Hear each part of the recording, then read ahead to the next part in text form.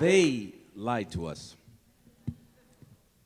They lied to us because they said that in order to achieve power in this city, you had to be pure. You had to be materially comfortable. You had to be educationally superior. And so they lied. And as a result, we've ended up in a country that has lost its ability to scream for social justice because they feel inferior, because they feel they have not achieved. We have probably the biggest building block in the black community, probably the biggest building block in America. It is called the church. And it hasn't done a damn thing to stop 2 million homeless in Darfur, 400,000 killed. And when I say 400,000 killed, family, I'm talking about macheted to death. We did nothing about Rwanda. We let 800,000 die there. But we continue on this mission of because I am not worthy, I cannot fight back. Let me bring it to you if you've not heard it already. When we speak of Dr. Martin Luther King, we are not speaking of an icon. We are speaking of a man who happened to be a minister.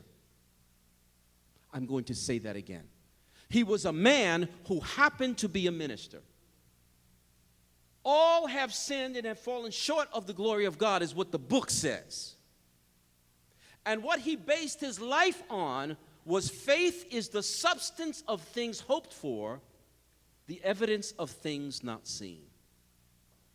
I don't know who this poem is for. I wrote it for me, but I'm positive it's for somebody here who needs to hear this. There are breakthroughs, times when you see yourself hurting yourself, see it clear. And you don't stop, can't stop, because everything around you, everything in you is a habit, a bad habit picked up a long time ago.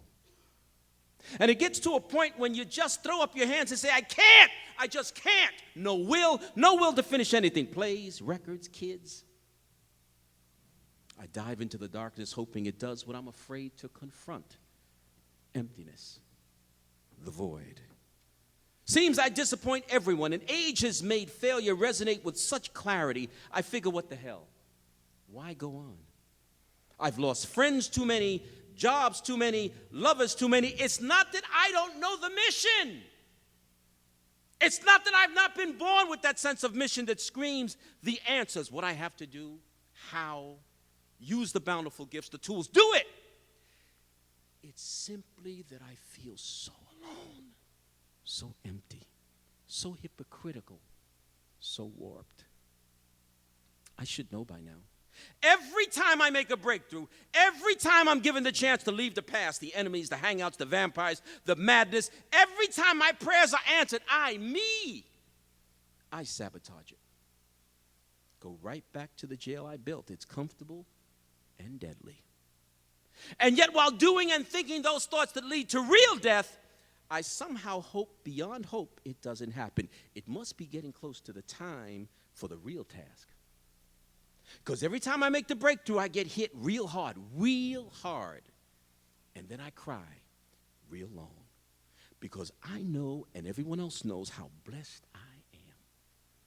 How much God loves me. How many times he's answered my prayers to the T. I get the jobs, I get the friends, the soulmates, and then I run far away. And don't answer the calls for whereabouts and honesty.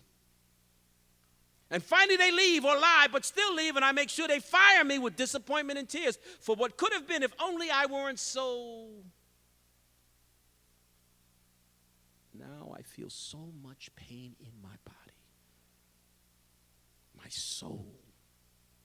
God is forgiving, they say, but nature ain't. And I'm hoping that the angels who've pushed my car miraculously out of certain collision, the angels who whisper to me that all I have to do is stop, wait, take a few steps on that diving board, hit hard on the edge with 2 feet, go up high, think nothing but sky, faith, keep my legs closed, and attack the water like I own it, I hope those angels keep me going for a long time till I finish what I was put here to do.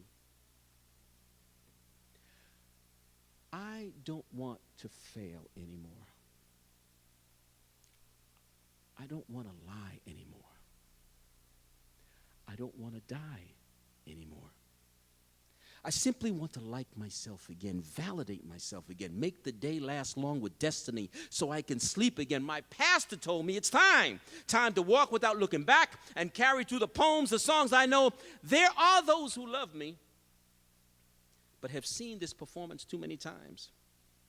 So they protest feebly, because in the end, and I can hear their brains clicking, in the end, he's never going to change. Never! And if a nigga wants to die, well, there's only so much you can do. I can't bear the thought of living on this earth without people I can trust. And so many people have died, my fathers, my brothers, my mentors, some gangsters, some musicians. And I could always take off my clothes with them and say it all with vulgarity or intellect. They knew how black I was deep down. They knew my weakness deep, deep down. They knew my fears, my lust, my addictions, and they never judged. Puente, Mongo, Bobo, Charlie P., Chico O'Farrell, Peter El Conde, Monguito, Machu, Buju, Machito, Roberto Rodriguez, Papi Roman, Mari Abre, Frei Barrero. I just can't take it anymore. I miss my fathers, my brothers, my mentors.